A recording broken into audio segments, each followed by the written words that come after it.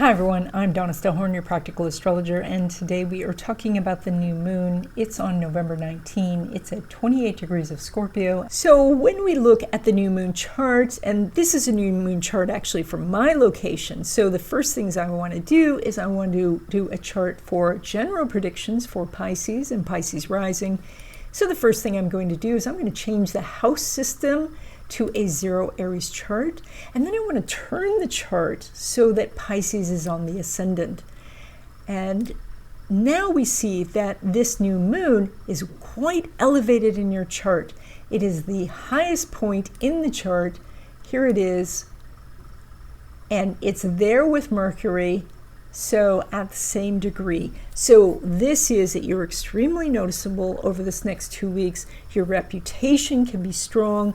This is if you are putting something out into the world. Your art, your music, it can be seen. If you do posts, they can go viral. This is a very strong time for you. Like if you're trying to hide, not a good time.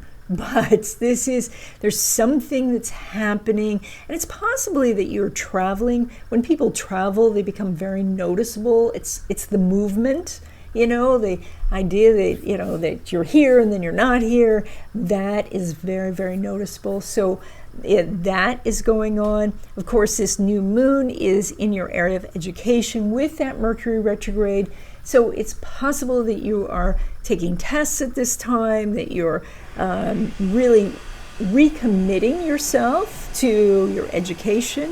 And I say recommitting because Mercury is retrograde. Now this, I didn't draw it very well, but let me redo it.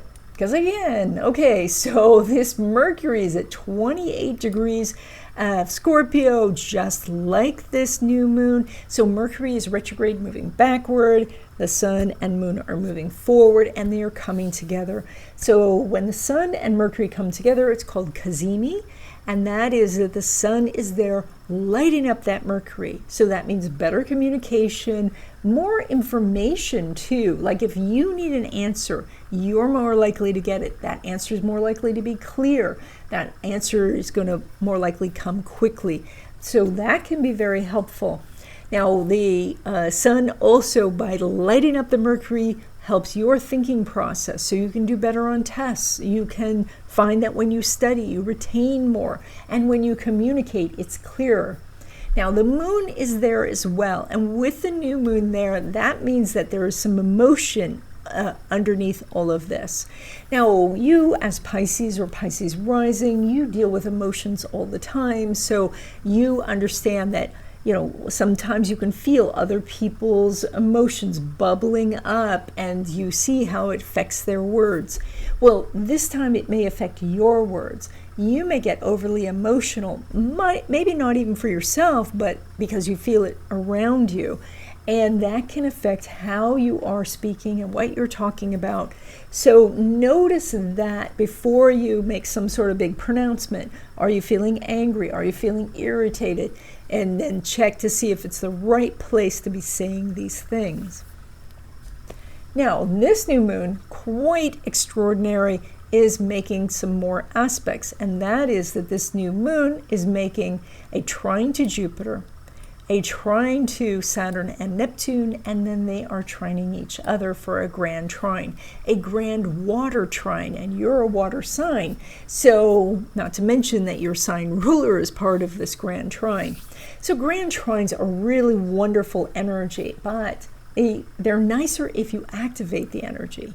So this is kind of like, getting a free ticket, which feels really good, but because you weren't, you were just going along, you miss that you would get the whole chocolate factory. Like this is the energy of, if you put a little effort into it, if you are mindful of it, it can be such a much bigger reward.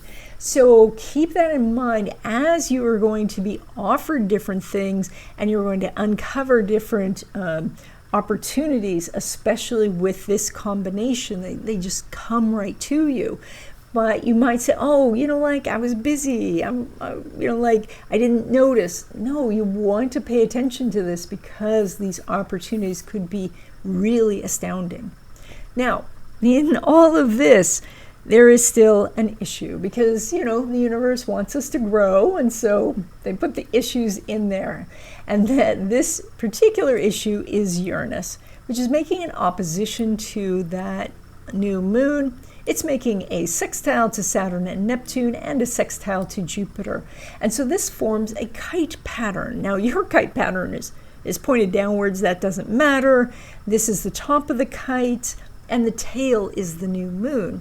And so the new moon, the new opportunities that you're doing, or these things that are coming back to you that you are working with, that's the rudder. That's steering you in different directions. I want this and I want to try that. That's your rudder. Then it's a trine to Jupiter, your co-ruler, and that's the energy of expansion and luck and opportunities. And then it makes a trine to Saturn and Neptune. Neptune also being the ruler of your sign. Now that Neptune, which is the vision, understanding, communicating with the universe, and then Saturn, the structure, the framework of something. When we put these two planets together, we get blueprints, we get a plan, we get a calendar of what to do.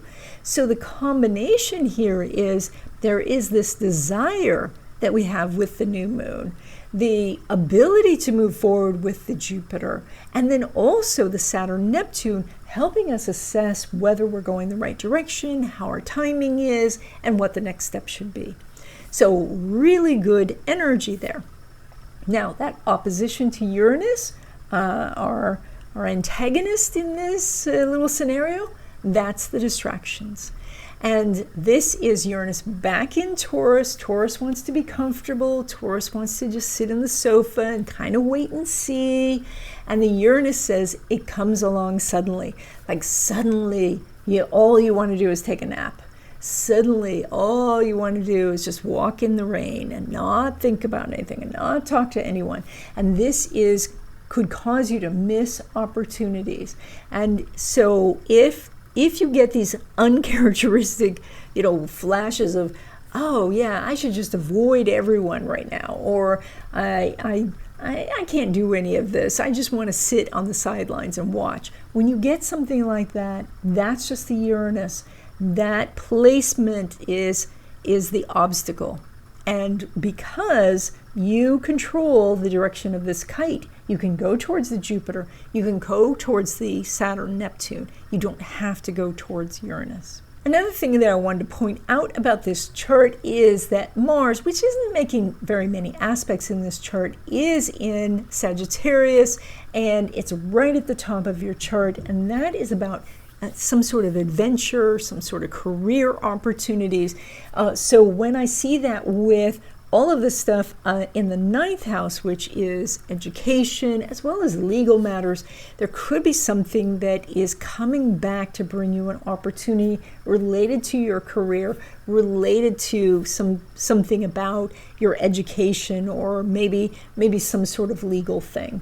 So this could be an opportunity. You want to keep your eyes on it. Now, when it comes to love relationships, specifically new love, we want to know what this Neptune, which is your sign ruler, or Jupiter, also your sign ruler, is doing with the ruler of the 5th, which is the moon. And they're making that grand trine. So this is such a great opportunity for you if you're looking for a love relationship. Jupiter is in your house of romance. That Neptune is back in your 1st house, back in your own sign. It's going to be there until January. This is really a time to give that vision of what you want in a love relationship to the universe, and then go out and meet people. And this would say, go travel, at least go to the other side of town, go to the next county, go to the next state. Any sort of travel that you can do will help you become more noticeable. But also, go to academic things, go to different events where you get to learn something, go to things where it's multicultural. All of these things could help you meet someone for a love relationship. Now, when it comes to your existing love relationship, the if you're already in a relationship. That's where we are checking to see if the ruler of the ascendant is talking to the ruler of the descendant, and that would be Mercury. And so Mercury, again, grand trine with the Neptune and the Jupiter. Really good relationship between you two right now. You can solve problems. You can come together with solutions. If you're doing any sort of counseling together, you can make real progress. If you are dealing with something external to the relationship, you are more of a united front. You come together easily and you can handle things. This could be a really good 2 weeks. Now, when it comes to your money, you pull money from Mars, and that Mars, because it's the ruler of your second house, that Mars, which we were talking about before in Sagittarius, very elevated in your chart, is only making a semi-sextile to that Venus. And that means that some adjustments are needed. Handle the little things, and then you smooth out the bumps in the road, and then things get better. So that is that, like in your order flow, maybe it takes an hour, but if you do some tweaks, now it takes 40 minutes, and now you can process more orders over the course of a day. So this is a great time for looking for the constraints of things. Where are you bottlenecked? What are the tweaks that you can do that are going to bring in more money?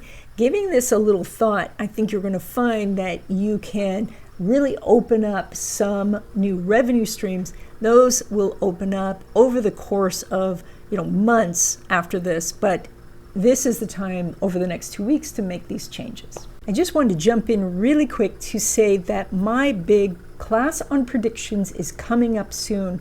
It's on November 9th. We're going to be talking about the Year of the Fire Horse as well as Western astrology predictions. And so if you are interested in what's ahead for 2026, then there is a link in the description with more information and to register. Now, when it comes to money derived from business or from investments, I'm going to sound like a broken record. Of course, we are going to look at the ruler of your second house now in the relationship with the ruler of the eighth house. That's that semi-sextile that we were just mentioning. That is that it's necessary to look at the small details. When you clear those up, that's when you can move forward.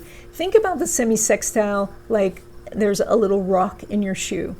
You have to sit down and take your shoe off, possibly even your sock off, to find that little stone. But if you don't do it, by the time you go a few miles, you can't walk anymore because the pain is too much. So this is take care of those little pain points now before they become big pain points. This is a time to make small adjustments, and then you can find profits. Now, when it comes to money derived from career, so that would be a paycheck, we are thinking about what's going on with your 11th house. And right now, there's no planets in your 11th house. There will be pretty soon, but not yet. The 11th house is ruled by Saturn. Saturn is back in your sign. That is good. But Saturn is not making an aspect to Mars, the ruler of your money. That means that there could be promises of a raise, but the raise hasn't come through yet. There could be promises of a better position or something easier or some more help, but all of that is down the road. I think when Mars finally gets there, that's going to be mid-December. Then you're going to start to see some changes. They're probably going to put you off to the end of the year anyway and say, let's just talk about how you're doing in the company then.